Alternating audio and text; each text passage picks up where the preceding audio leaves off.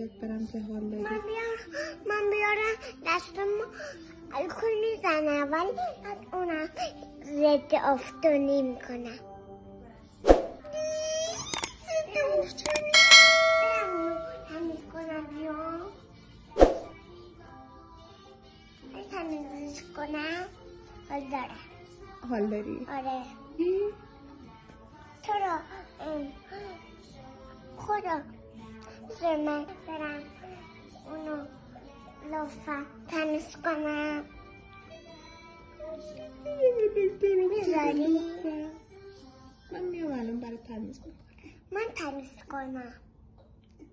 ماما من حال دارم.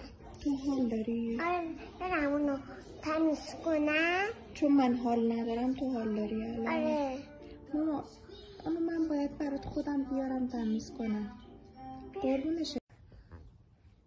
بابا بوس بهت میدم تو برو پیانو رو بیار. سلام خانم معلم. سلام. سلام. اینو مراقبت میکنی من برم یه دقیقه یه چیزی بخرم بیام؟ اینا چیه که من مراقبت کنم؟ بچه‌هامه. بچه هاتن؟ آره. ببینم همه بچه هاتون رو آوردین بیرون با خودتون؟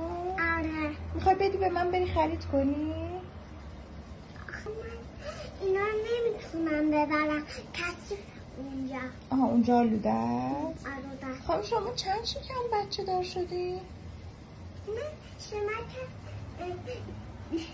چند من همشون رو جا میشه تو دلم. آها بسیار خوب بفهم. از دلم در اومده کوچولوه.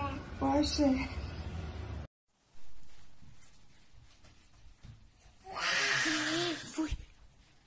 چی بود؟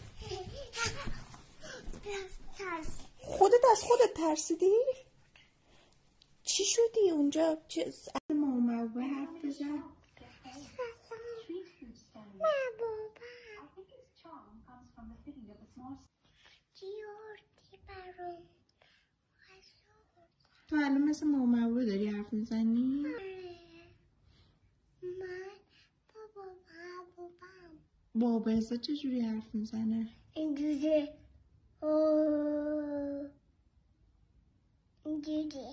چی میگه؟